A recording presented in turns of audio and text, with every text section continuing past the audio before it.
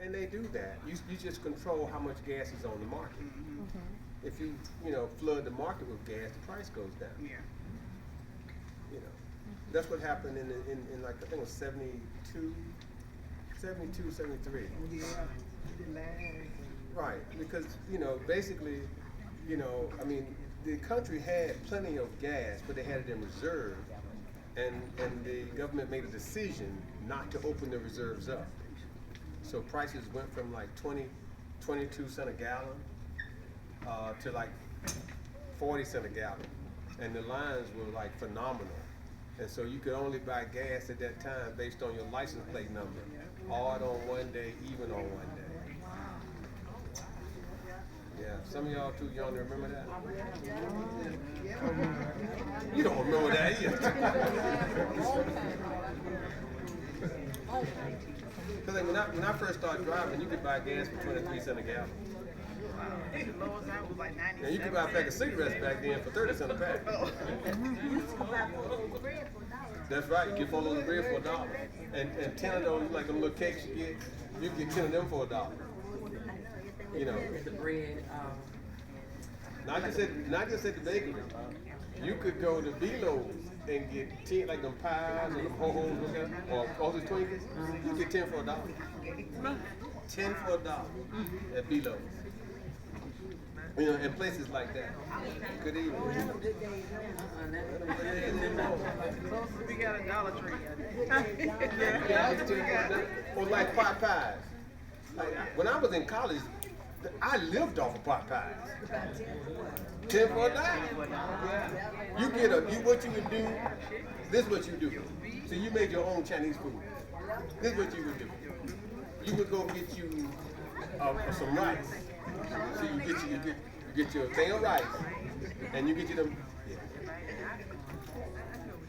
Somebody got the lights on. A Hyundai or Hyundai? All the above. It's a truck. What color is it?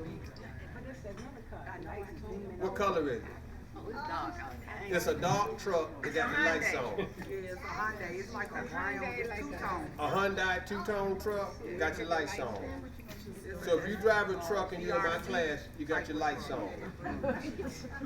Okay? And I don't have my jumper cable. I got some.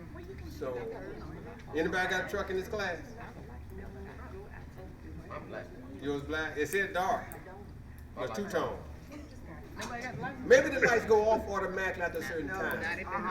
They've been on? They've been on. Okay, well, we ain't gonna worry about it then.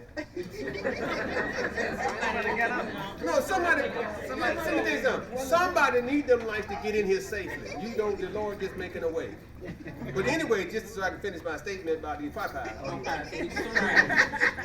You buy a bag of rice, not a box, because the box costs too much. You bought a bag of rice.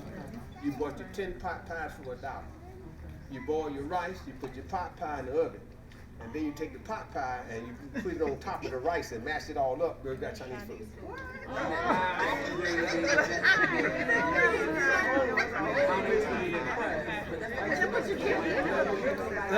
No, when I was in college. See, you trying to say you have a lot of money. Oh, you move in front of the camera when I say it. You know. You don't have to explain. I know college. You ready? Yeah, that's what you did when you was in college. You had a whole lot of money. Like ramen noodles, for example. Right? You buy your ramen noodles, right? And get you some whatever, some chicken wings, some pork chop, whatever. Right? And some ketchup. Right? Some hot sauce. And boom. Time to go. Throw an egg in there. Good to go, right? Or sometimes you didn't have enough money to buy pork chop. Right? So what you would do is, like if you would save the chicken bone from lunch when you had gone to KFC. All you do, when you get in your room and them together, you throw the chicken bone in there, and all that gristle and stuff get through there and so on. Boom. Good to go. Serious, this is a bad influence. Huh? This is not a bad influence. A bad what? I said this isn't a bad influence. No, that's what we should do. You done do that kind of stuff. Oh, because you was in the military, right? Oh, so you ate good all the time. We didn't have, I couldn't do that. You had to make do.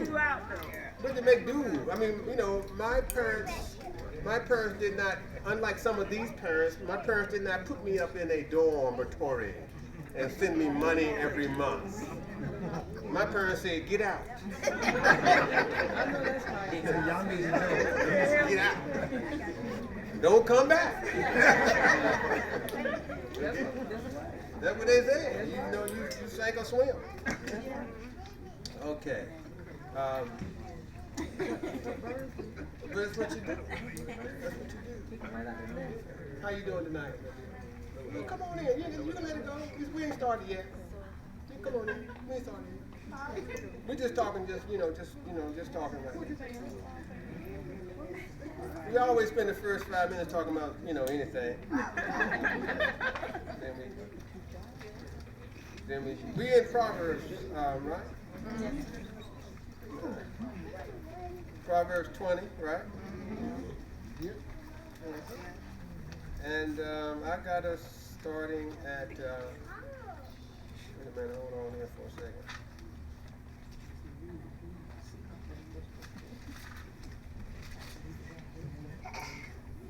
I got us at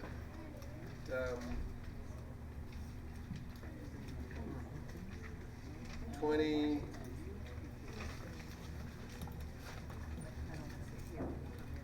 And 18. Yes. Proverbs 20, verse 18. Let me ask you a question right quick before we get started. What would you say?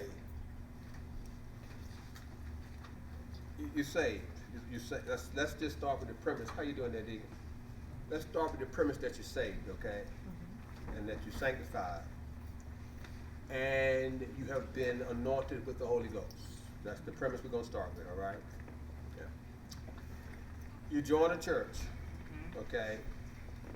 What would you say is the one thing that you would need from that local church to make you feel that that was your home church and that was you and you ain't going nowhere? I think it would be acceptance From the members. Okay. Membership, whatever you want, however you want to do it. So you want to feel like the members like you. That they don't have to necessarily like me. Make me feel a part of it. Feel like you're welcome. The members might make you feel welcome. Okay. Anybody else? Yes. I would just say communication, because when I first, Communication by who?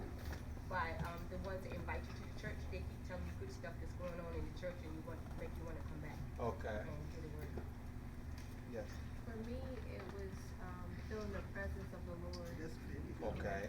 So just feeling that the Spirit was there and met you every time. Okay. Yes. Mine was similar to that. When I came, you were preaching on Ruth, and you caught my attention. So I wanted to know what was going to take place the following Sunday. Oh, So that okay. is what made me come back. So what makes you stay? What made me stay was I had told myself, it was between me and God, that if a certain song came on, that I was going to join church. I sang that song that Sunday. You didn't say You know I'm just kidding, yeah, right? but also got me with choir, because I love music. Okay. And the music just, I can get connection Gotcha. with God just through the music. Okay. But a song that helped me get over my husband's death ended up coming on with the choir. And I Gotcha. knew I needed to join. And then I went to your singles group and I met the lady right there. And she told me, she said, God's telling you to join. And she knew. Right. Right. And That she was told me, you. don't be scared. Right. She told me, don't be scared. So she gave you that prophecy. I mean, she told you. Right. She was Yeah, like, she you're did. afraid to join, but you have to just believe. She said, you're going to join. Yeah. And she Don't was be right. ashamed when you give, girl. Use your gift. She did. She gravitated to me. Right. Okay. Good. Anybody else? Yes. I would say having people that you feel comfortable with, because a lot of times, I mean, it's a little different, but I'll say being young in church sometimes can be a challenge. And you feel a little out of place because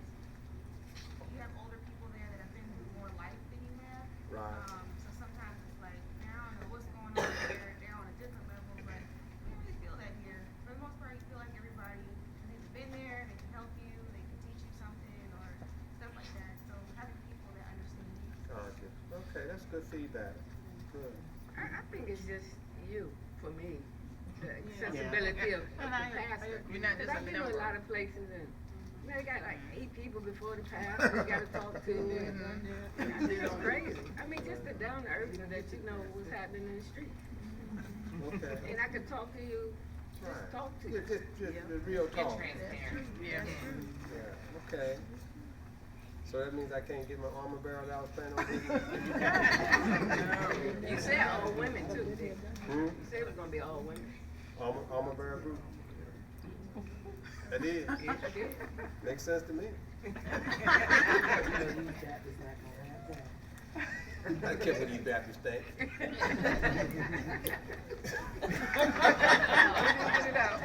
Especially after last week, huh? Yes. Oh, they did? Yes. So you. Oh, you thought I was serious? I was just asking what it was. I never heard that word before. Oh, okay. Oh, yeah, but no, just so you all know on this side, I was just joking about the armor bearer.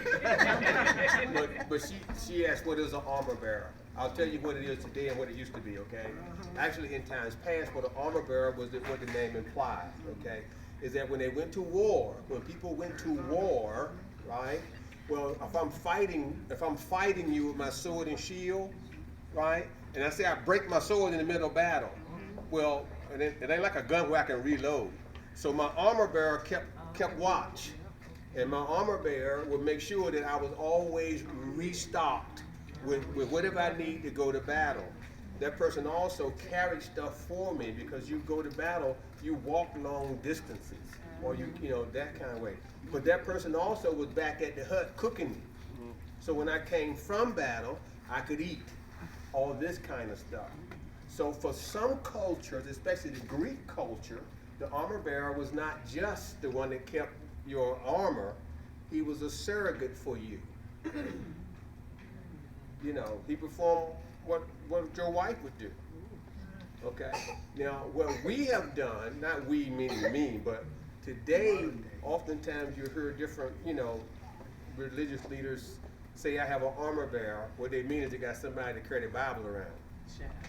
And be like, you know, they're second or some kind of thing. Well, I got an iPad now.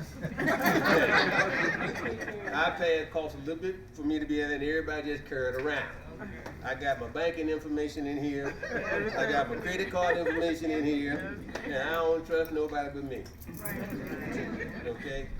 Armor bearer be done got in here and they know I ain't got no money in the bank account. And all the Holy Ghost in the world ain't gonna be enough to save something. That's just a joke, people out there in television land. That's just a joke. Okay, but yeah, but that's what an armor bearer was, and is. Okay. All right. Thank you all for the feedback, by the way. But we're in Proverbs chapter 20, and we're starting in verse 18. Okay.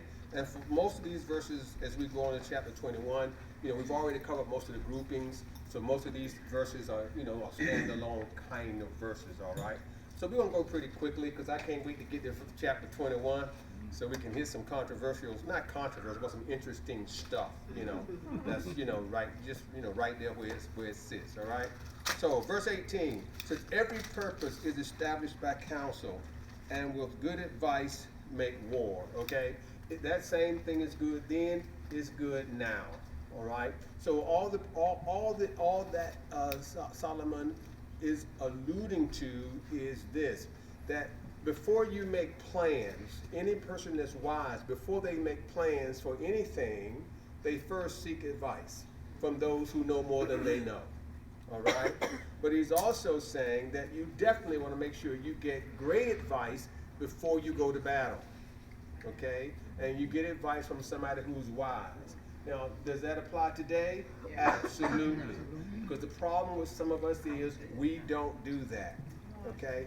And let's talk a little bit just for a few minutes about where it says every purpose is established by counsel. Meaning a purpose should be established. Anything you do, you should think about. Okay? And you should get counsel on it. Now, here's the problem with what most people do. Most of us, as I mentioned to you last week, we focus on people who think like we think. The worst thing you can do when you're trying to get advice is get it from someone who is going to tell you what you want to hear.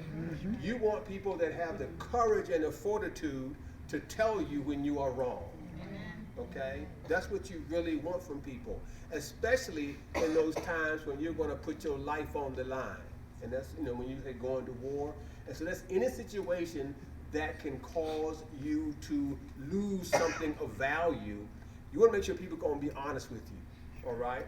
So let's say, for the sake of argument, that, and I hope this happens to none of you all, but let's say for the sake of argument that you decide I'm going to leave this person that I'm with. I've been married for 25 years.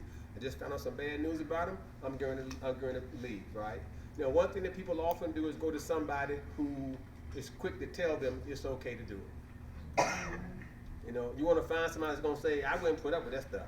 Ooh, now if I was you, I wouldn't put up with it. That's the last person you need to speak to. You need to speak to somebody that sees it differently than you see it, so you can see it from the other side. Okay? It's the same thing applies to anything that you're going through. Anytime you're going to make a decision that can impact you, any great decision, you should always find someone who sees the opposite of what you see, so you can see it from all angles. Okay? Anytime. All right? That make sense?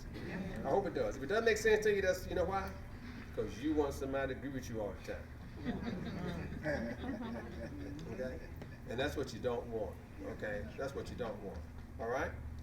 Verse 19 says, he that goeth about as a talebearer revealeth secrets. We already did 19, 20.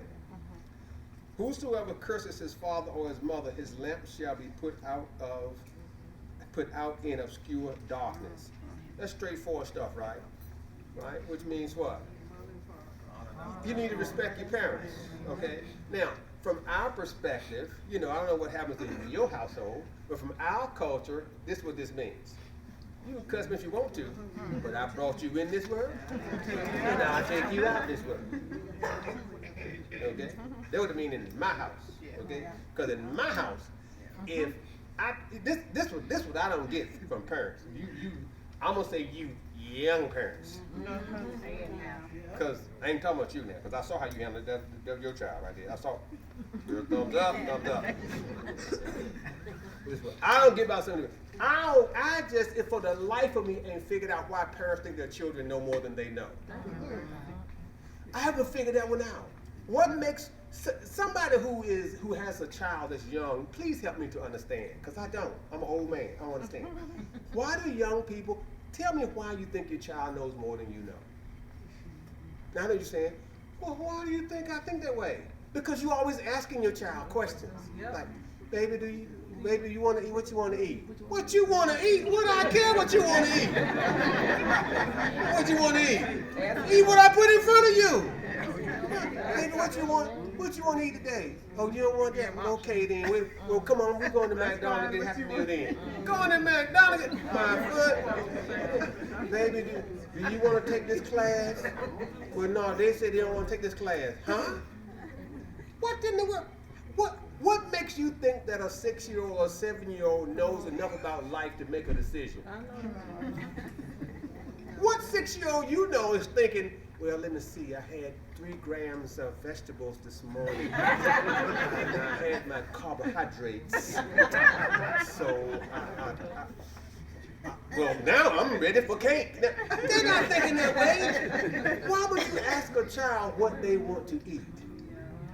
You ought to develop the child's appetite. Not let the child develop their own appetite, because if you give a child stuff from the beginning up, they will like that. Let me give you a classic example. And everybody knows this. I had one child biologically, right? My son, Chad. I didn't have him, but, my wife did. And we adopted a child. Okay, my daughter's adopted. Ain't no secret. My daughter's adopted. Okay, so we got her when she was already had developed some eating habits. Okay, so she'd come in the house, like a little kid, and we eating, and there's some red vegetables on the plate, and she just sat there, and she didn't eat. My wife said, "What we gonna do?" I said, "We're going to bed." What we gonna do? We're going to bed. Food on the table. we want everybody to go to bed. We don't feed her nothing. We fed her something, she didn't eat it. Well, she said she wants the french fries. I don't care. I don't care. She get hungry enough, she'll eat it. Took the same plate and I put it in the refrigerator. Next day, took the same plate and put it right back on the table. Guess what happened after a while? She started eating it. She developed the taste for the same things that we eat. Okay, now guess what? The girl always eating vegetables and salads and all that kind of stuff. You know why? Because we developed her taste. But when you just tell a child, well, I don't like that, how you know you don't like it? You 7 years old.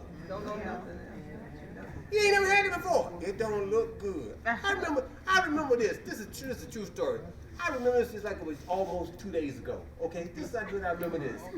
I come home for lunch and my mother had made some spaghetti. And I said to my mother, I don't want to eat that. And she said, why not? I said, because it looked like worms.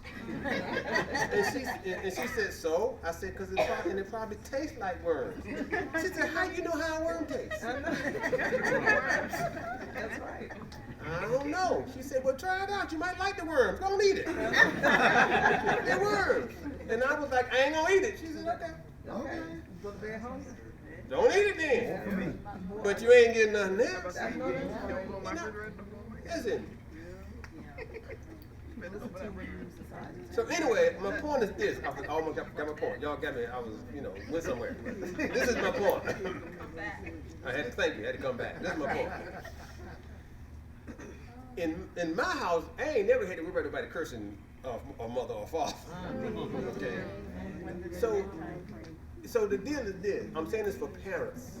Okay. For young parents. So this proverb will not come to pass with you. If you bring them up right, you won't have to worry about that. But if you bring them up wrong, they will stand up and get in your face when they get older, and when they can see you eye to eye, they will get in your face. But see, if you raise them up right, they will never do that.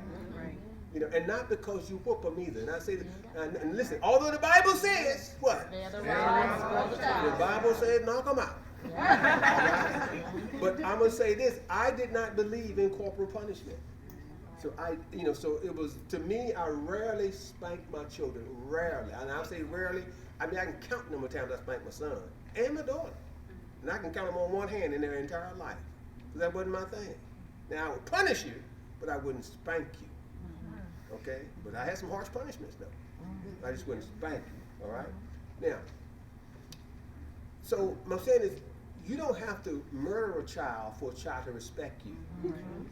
You don't have to do that. You don't have to whoop them. Because if all you do is whoop them all the time, then after a while, they get used to the whooping.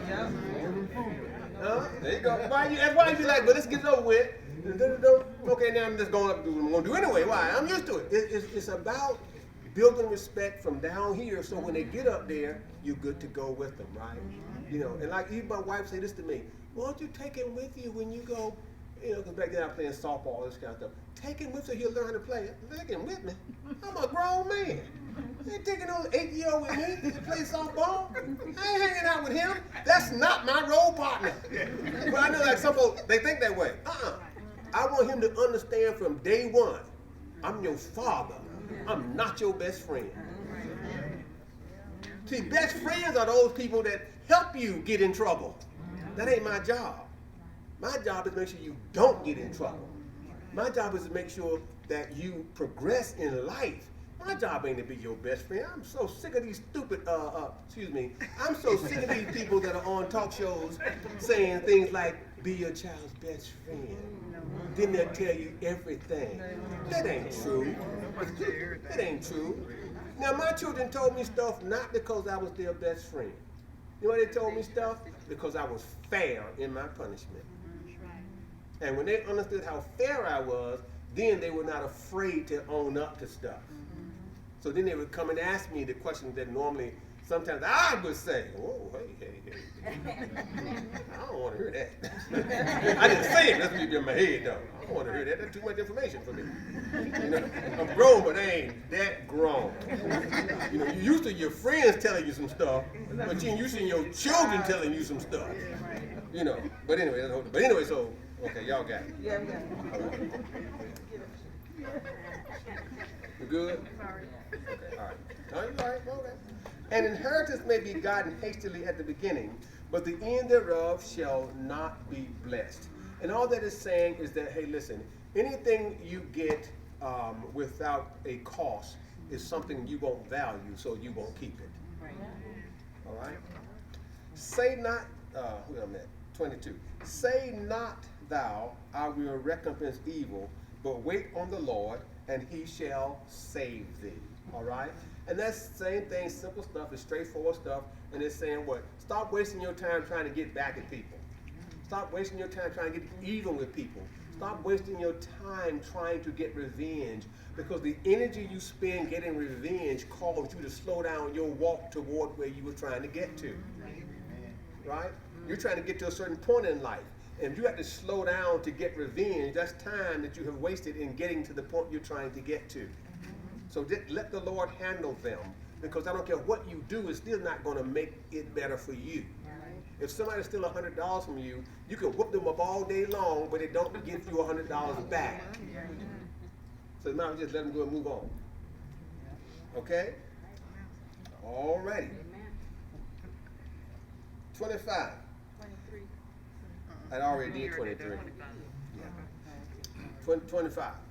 It is a snare to the man who devoureth that which is holy, and after vows to make inquiry. In other words, what this saying is this: it's some of this. Listen, if you make a vow to God, honor your vow. All right. If you're tithing, okay, if you're tithing, then once you tithe, stop worrying about what the trustees do with the tithes. Amen. That's right. Amen. You know, just tithe. All right, and let the Lord handle it. And once you tithe, don't come back and try to borrow the tithe back. That's what it's saying. Like, that's what it's talking about when they say what? After what it said, and after vows to make inquiry. You know, so don't be like, well, you know, I've been tithing around here, and now I'm coming to the church. I need some help. Y'all can't even help me pay my rent. I've been tithing for 2 years. Well, you know, I mean, you didn't tithe so they could put it in a bank, put it in a savings account for you. So don't come back mad because they don't have to pay your rent. And if you say you're going to tithe, that's what the first part means up here when it says what? It is a snare to men who devour that which is holy. In other words, if you have made a commitment to God, then he's saying what? You're going to be in trouble if you take that commitment and use it on yourself. Okay? So if you said, you know, you make your New Year's resolution, I'm going to go ahead and start doing what I'm supposed to do. I'm going to go ahead and tithe. But then February come around, and it's the Valentine's Day sale. So rather than you tithe, let me take some of the money and buy, you know, something nice for my sweetheart. No, the sweetheart you better be thinking about is your Jesus, and not this other person. Okay, straightforward stuff. Now, for those who stick to what they say, probably could testify to everyone in here to say, listen, I can tell you right now, when you stick with what you say you're gonna do to God, God take care of everything anyway. Right? Anybody in here that is anyone in here that, and I'm not gonna get mad at you, but is anybody in here that tithe that can say that your tithing has cost you negatively financially? Nope. Isn't it odd that nobody that tithes ever says that, but people that don't tithe always complain about they ain't got no money? Think about it. People that don't tithe they ain't never got no money. And then they always say something like this: that's why I can't tithe, because I ain't got no money. That's why you ain't got no money. Right? Because you done robbed from the Lord. Okay? Yeah, you didn't call it robbing, but it was. Okay, all right, 25, all right. So now we go down to 29, right? And 29 says, I like this right here. The glory of young men is their strength, and the beauty of old men is the gray head, right? And that's what all it's saying for all the old dogs in the house. Look, Stop trying to compete with these young guys based on, you know, how they look and how they still vibrant and got the muscles and everything and still looking good. Listen, you don't have to compete with them that way. You got something they ain't got. You got wisdom, you got experience, you got knowledge, and that's what you use, right? You use your wisdom, your experience, and your knowledge. Now, note this though, however, let me put a caveat in there, because here's what Job says in the book of Job. It says, aged men are not always given to wisdom. So when it says gray head, it don't mean just because you got gray hair, you wise. It is equating gray hair with wisdom to say that, you know, that's kind of like a what you call a metaphor. I think they would call it a metaphor, or something like that, where it's just noting that, you know, using that as an example of what wisdom looks like, right? Because generally speaking, it's saying what it takes a while to become wise, because usually wisdom comes with experience. All right. So, but that's the point. And so for guys that got some time on them, you know what? Let me tell you something right now. There's nothing less appealing to somebody than an old stupid man.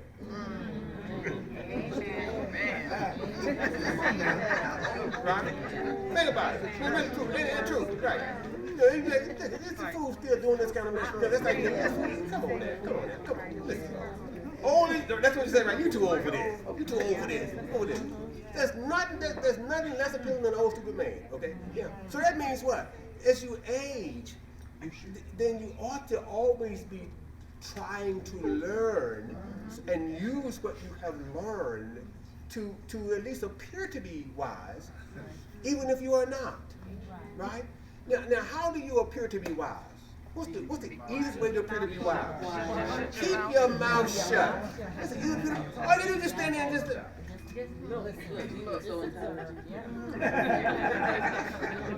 Open your mouth, everybody like, That's all I gotta do. Really? Okay. That's all I gotta do. Now, the problem with most people when they get a little age on them, they ain't got sense enough to be quiet. you know it all. Because they're always trying to tell you something. Right? But just listen. Just shut up. Right? And let it go. And people think you're wise, you'll look intelligent, you'll look good, and they walk around saying, wow, they are so smart. You know? Okay, all right. And 30, to close out the chapter, I like this right here. The blueness of a wound cleanseth away evil. Parents, this is good for y'all too to understand. So do stripes the inward parts of the belly. So when it says the blueness of a wound cleanses away evil, what makes a wound blue? Huh? I know, but what makes it bruise? What? Huh? What's that? How do you get a blood clot from a? Not the healing, but there's something else. The what? Right, the hitting. I gotta hit you hard enough to burst a blood vessel. But right. That's what this is saying when it says the blueness of a wound cleanses away evil. Meaning, if you want to straighten up a person, if you want to, like we say, they got some evil children. Because you know why? Their wounds ain't blue. They ain't got no blue wounds. Because they be like this right here. That girl, go over there and sit down now. So this is saying what? Let me take that bit off right here. Right quick. I know all about those. That's what this talking about. You mess around and hit them jokers to put some whips on them, so they bust some blood vessels. That's right. I remember them days. I do too. I remember them days when you would get a whooping, Yes. go get in the bed and cry. Matter of fact, see, our parents told us a thing you shouldn't tell a child. They will whoop you, then tell you go lay down and go to sleep. You might have a concussion.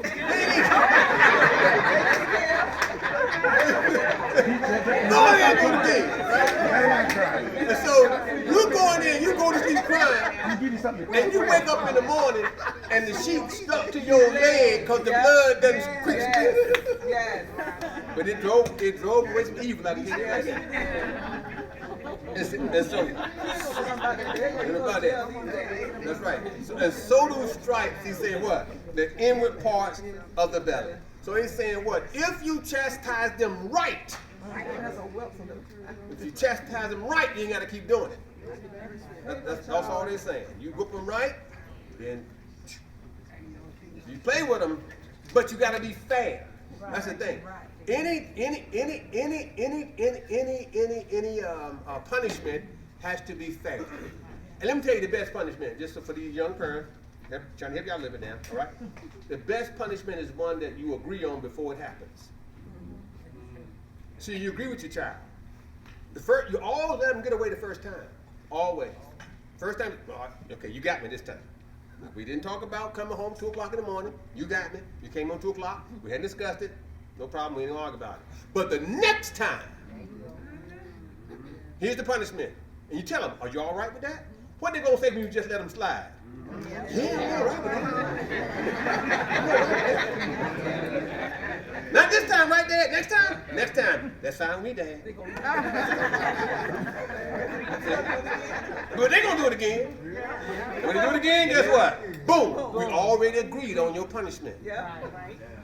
And see, when you punish them, don't even talk about it no more. Why? Because you've done what you said you're going to do. It's over with. Go on, smile after then. Okay? Right? It's over with. Because none of us want to be punished 10 times. Right? You don't want the policeman to pull you over, give you a ticket, then call you up next day, hey, I'm sick of you speeding. You don't want that, do you? Why? Because right, you done gave me the ticket, leave me alone. But guess what we'll do? I'm going to whoop you on Monday. Talk about it. And then I'm going to see you on Wednesday. Hey, I ain't forgot what you did now. It's over with. Move on. But when it's fair, you only do it 1 or 2 times. But again, this is what I always tell my kids.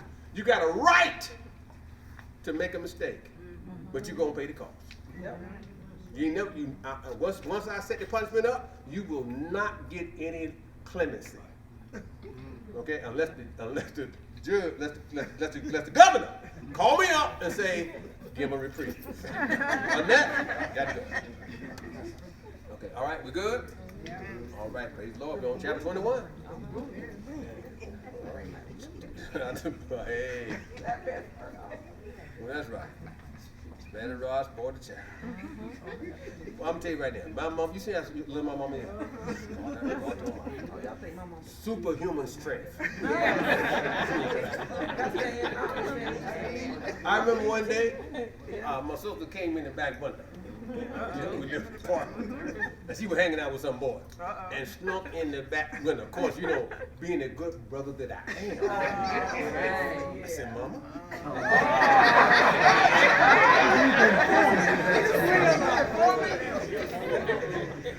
Everybody not in the house yet.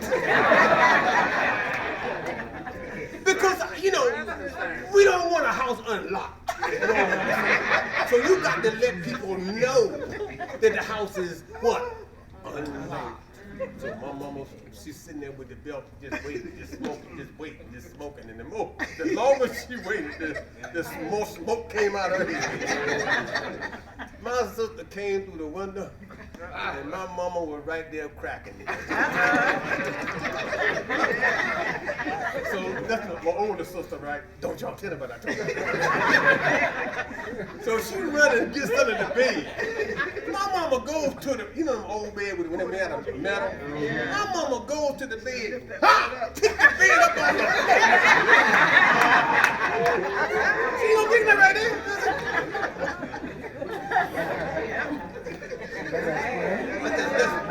That's superhuman strength there, boy. That's right. That's one of them nights, you know, that's one of them times when you feel sorry after the fact, you know. My God, they know she won't with that thing. Then you feel sorry, you know. 21, chapter 21. All right. Chapter, most of 21 is, again, kind of singular. So when we get to the singular ones, we're not going to spend a whole lot of time unless it is a verse where, you know, I can tell by looking at you, we need to stay there for a little bit. But other than that, we're going to kind of go through the singular ones pretty fast, okay? All right? Unless you just tell me, wait a minute, slow down, because I didn't quite get that. So if I'm going too fast on one, just tell me, hey, raise your hand, say slow down, I didn't quite get it, and we'll stay there for a little bit longer. Okay? Everybody good? Yeah. All right. Okay. 21, verse 1. The king's heart is in the hand of the Lord, as the rivers of water, he turneth it whithersoever he will. And so this to me is very apropos in 2019, Because oftentimes we get concerned about the leadership in our country and the impact that leaders will have on us. And what Solomon is saying is this: it doesn't matter who's in charge politically, God's in charge of everybody. All right? And that he knows how to handle every situation so that he will get glory and so that you will not be harmed. That's what basically this is saying. And so that if God wants to take somebody out, he know how to get rid of them. And he know how to keep somebody there. Okay? And it doesn't have to be an assassination that gets them out. It doesn't have to be an impeachment that gets them out. It can be because something happens to them that causes them to want to leave. Or because they get sick. It could be any number of things. A catastrophic event could happen to cause them to change the trajectory of their leadership. Okay? So, but that's what this is referring to, all right? That God even controls the king. Okay? Now, verse 2 falls in line with verse 30 and verse 31. All right? So we're going to look at those three together. Verse 2 says, every way of a man is right in his own eyes, but the Lord pondereth the heart. All right? Every way of a man is right in his own eyes, but the Lord pondereth the heart. Verse 30 says, there is no wisdom, nor understanding, nor counsel against the Lord. And verse 31 says, the horse is prepared against the day of battle, but safety is of the Lord. All right? Now, what all those verses say basically is the same thing. And that is, it is foolish to think that your way of thinking will get you further than where God is taking you. It is foolish to think that you can save yourself outside of God being there to deliver you. Okay? Because no matter who we are, and I'm in this category too, no matter who we are, none of us open up a conversation in our head by saying, I don't know what I'm doing. Right? I mean, you never start out by thinking, I don't know what I'm doing. If you can think it, your concept is it will work. That's why you're thinking it that way. What Solomon is saying is that is stupid thinking. Because just because you can imagine it or you think it doesn't mean it will work. So you should always go back and consult with God. I don't care what it is, go back and consult with God, because he's the only one that can give you the assurance that your thought processes will result in victory. That you trying to save yourself will result in your getting saved from the situation. So you always consult with God on everything. Okay? Now, how does that work in a practical standpoint? Because I know oftentimes you gonna ask God everything, like, God, which way should I go to work today? Should I go try to take the interstate? Should I go through the tunnel? Should I 60 go through the That's too much, isn't it? But here's how that works in a practical standpoint. Let me tell you something. When you get up in the morning, and I hope you're doing this right, I hope you're praying in the morning as a minimum, and at night as a minimum. And of course you're praying through the daytime when you eat some food, but that's one of your short prayers, depending on where you are when you get your food, right? If you're in a fast food restaurant, if you're in a fast food restaurant, it's a fast food prayer, right? And so, but the morning and night, you got some time to really talk to God, right? So the morning, to the application of this is, in the morning, I should be praying to the Lord, you know the day ahead of me. Better than I will ever know. Give me the wisdom that I need to make the best of this day for your glory. Show me which way to go. Show me how to do. Show me what's ahead of me. Lord, I know in my mind I have declared that this is where I'm going. Is this the way I need to go? Okay? Now that presupposes something. And that is that the night before you went to bed, you ask him then too. Now here's why I'm telling you that. Because if you're praying before you go to bed, if you in your mind, you're talking to the Lord about what you know is first of all, I'm asking him what? When I go to bed at night, hey Lord, I know I didn't do everything what you said. I know that. I know you told me, but I know I didn't do everything. So therefore, I need some forgiveness for my foolishness, right? But I also know you know what I got ahead of me, and I'm going through it in my mind, and I'm saying, Lord, give me what I need to do to make it happen. Show me the direction. Show me the direction. Now, inevitably, through the night, God gonna give it to me. Somehow He gonna give it to me. I'm gonna wake up in the morning. I'm gonna wake up 3 o'clock in the morning, whatever, and it's gonna be in my head. Wow, that's it right there, right? But what I don't know for certain is, was it me? Was it the devil? Or was it God? So when I get up in the morning, I want God to validate it for me. So I know if it was me, if it was the devil, or was it God? Or was it the pizza? I want to know. Right? Was it indigestion, right? I want to know. And so that's why in the morning I am re-emphasizing that for the Lord. Show me, right? I want to hear the song, Lord. Right? I got to hear the song. I want to re-emphasize it so I know God got me in the right direction. And if I'm doing that, that's when I'm overcoming what He's saying right here. Because then I know what?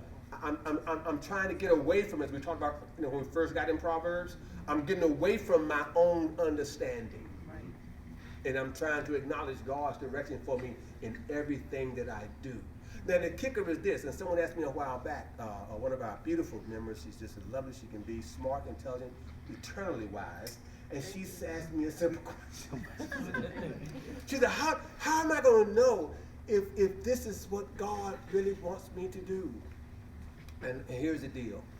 Here's when you know it's God. When it doesn't uplift you, but it uplifts Him.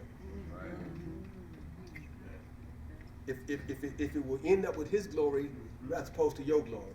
Now, you may get some glory, but you better believe should always trump yours. And if your glory is trumping His glory, that wasn't Him, that was you, and that piece of you ate that gave you heartburn. Okay? But if His glory is trumping your glory, then you can, okay, that was the Lord. Now, I'm saying that because oftentimes what He wants you to do goes contrary to what you really feel is best for you. Because sometimes what He gets glory out of, you call going through hell. Right? Oh, of course it does. If you don't believe me, just read the Bible every once in a while, right? Do you really think that when Moses went back to Egypt, he went back thinking, you know what, they're going to write about me. They're going to make a movie about me, and Charlton Heston's going to play me. This is going to be a big thing. Oh, you think he thought that way? No. He to his mind, what? He not getting nothing out of this, right? There wasn't no salary. God didn't say to Moses, look at Moses, if you do this, there shall be a bonus at the end of the journey, and thou shalt make $100 per hour. To go, no, he didn't offer him not one dime. He just said, Moses, go back to the same place where where you know they want to kill you at.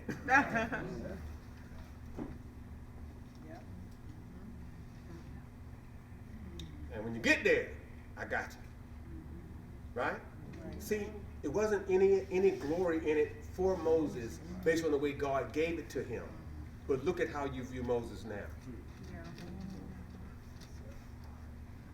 Well, am I making sense to you? All right, okay. All right, so then we go to verse 3, okay?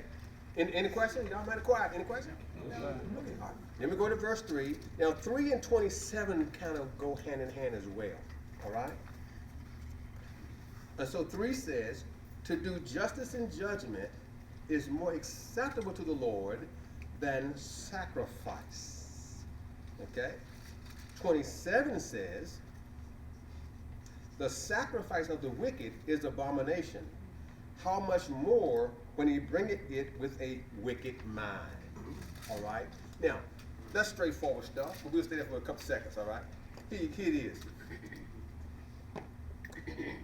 These verses tell us what pleases God and what displeases God when we are giving God our sacrificial offerings, our tithes, our pledges, whatever, okay? What makes him happy and what does not make him happy, okay? Now he says, number 1, he says, you cannot do dirt and think that if you come and give me a sacrifice, that he erases all the dirt you did. You know, in other words, just because you tithe, don't mean you can still be a devil in the church and think I'm happy with you. Okay? Just because you bought them 5 bricks, you know, we got your name out there on the slab over there, because you put your money up, that don't mean that you own the church and you can talk dirt to everybody. That's what it's saying. And he's also saying that when you bring your offering, if you don't bring it in the righteous way, I still find it unacceptable. Right. If you're doing it for the wrong reason, I still find it unacceptable. He's saying, I want you to bring it out of the love, out of justice, out of sacred duty, and not out of your own selfish way of doing things. And he said, I would prefer that your actions mirror your love more than your sacrifice mirrors your stupidity. That makes sense? I hope it does. Okay? Hope it does. All right. If it don't, let me know. Okay? So that's 2 and that's 3. Now 4 is kind of a standalone. Okay? It's a standalone. A high look and a proud heart and the plowing of the wicked is sin. Right? A high look, a proud heart, and the plowing of the wicked is sin. Now a high look is pretty, you know, everybody probably know what that is, right? A high look is simply this: you think you cute. Okay, that's a high look. When you think you cute, you got a high look. All right? Now, but we would always say what? Lord don't like ugly, and he do crazy about pretty either. Okay? Think you cute? That's a high look. All right? A proud heart? What? We all know what that is, right? That's when you think it's you and ain't nobody else, right? You did it by yourself, nobody else help you. You know, that kind of thing. Now, the one that most folks don't always get is a plowing, and the plowing of the wicked is sin. Because that's the one I don't like either. The plowing of the wicked is sin. What does it mean to plow something? To what? Or to, when you plow the field, you turn the soil over. To turn over. So people who are always stirring something up. You're stirring the dirt up when you're plowing. So he's saying, folks are always stirring something up, that's sin. And see, people who stir stuff up don't even call it sin.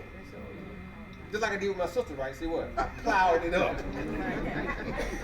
Mama, I'm not in the house yet. That's plowing something up. When you are stirring up some mess to get somebody in trouble. When you're stirring up some stuff, when you're telling on somebody, stirring something up, it ain't none of your business, but you stirring it up anyway. Okay? He's saying what? That's sin. Keep your mouth shut. All right? Stop trying to be messy. All right? So that's verse 4. Any question about that? Okay, y'all gonna stop sinning? You gonna try? I know that's right. Because sometimes it's hard not to stir something up in when it's good.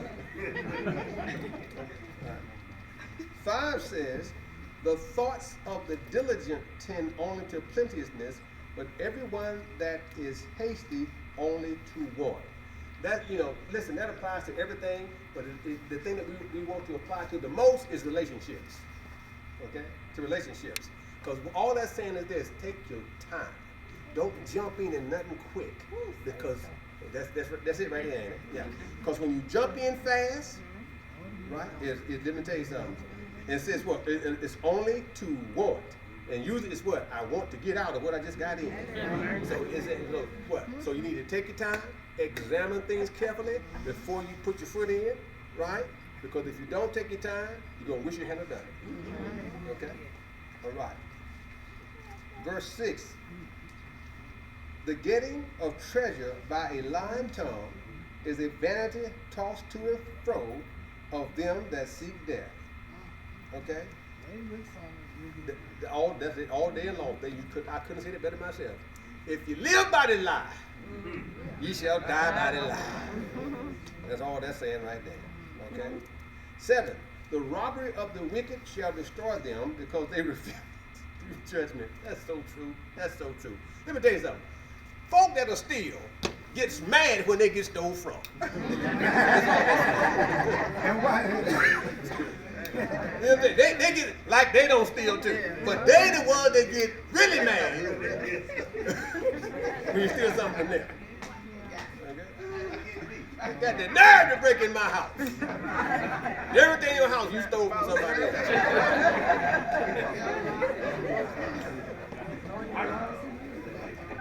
verse 8 said, the way of man is froward and strange, but as for the pure, his work is right. Okay? Which, again, we talking about straightforward stuff there, right? Okay. So, so when you're dealing with people, all he's saying is what? Expect them to be people. You got to expect folk to be what they are, and that is crazy, evil, and always up to something. Okay. As simple as that, right? That's the way it is. He said, well, that's the normal order of men. Our normal way is not pure. That's not our normal way. So stop expecting us to be that way.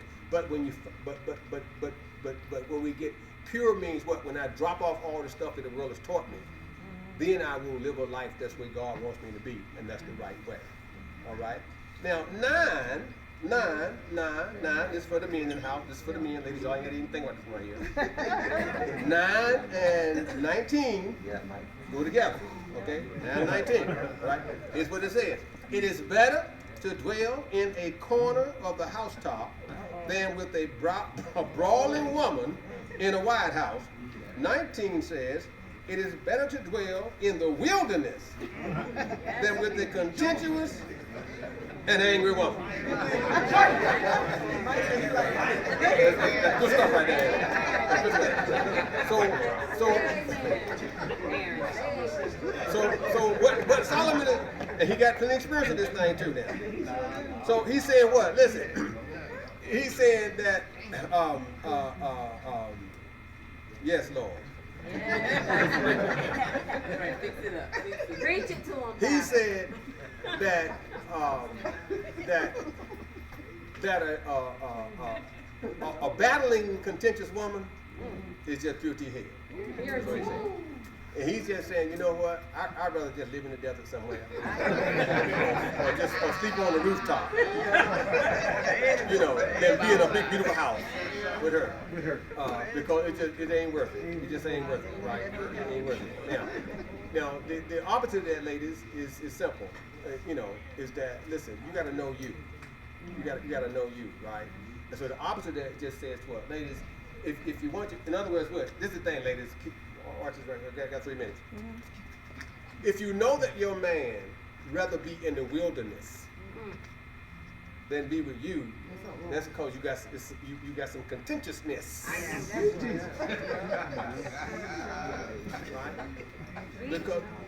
Because if you want him to want to be home, you have to take away those things that will cause him to want to be on the rooftop. Right? So you have to kind of ready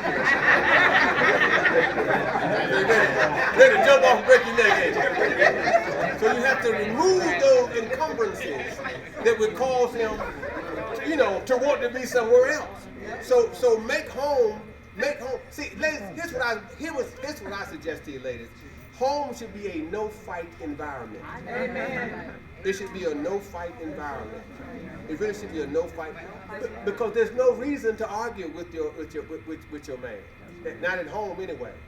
Really nowhere. There's no reason to argue with anybody. Why? Because here's what people oftentimes think. And I'm only saying this to you, ladies, because what? This is happened to be the text that we're dealing with. Okay? I'm saying this because of this. Everybody has a right to be wrong.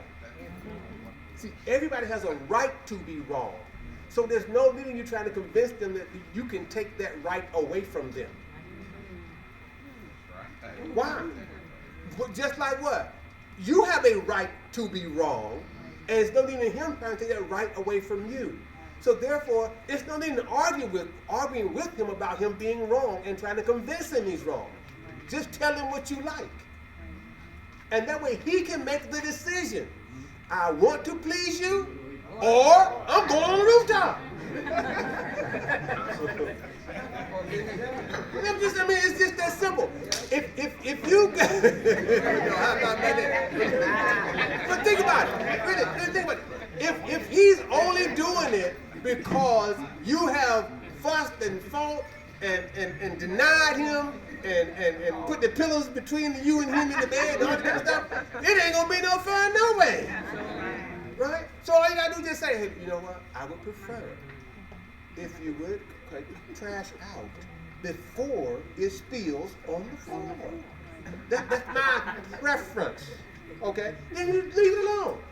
If he don't take it out when you want him to take it out, so he has a right, because he's a grown man. He has a right to say, I will wait until it's spilled on the floor, and then I'll just take it out then, because it ain't full yet until it spills on the floor. You wasted trash bags. One trash bag going to work the whole week. Okay? I'm going back to verse 5. Take your time. I know that's right. Okay, all right, we're gonna stop. Take your time. We're gonna stop right there, all right? We stopped right there at verse 9-19. We're gonna start verse 10. We're gonna start 10, okay? All right, we're gonna start 10. But read 9 and 19 over again. All right? Thank y'all for voting, even though my delegate did not win. Thank y'all for voting anyway. I got to give them the building. No, my delegate was Lynn Myers. I live in Chesapeake. Lynn Myers was my delegate. But they still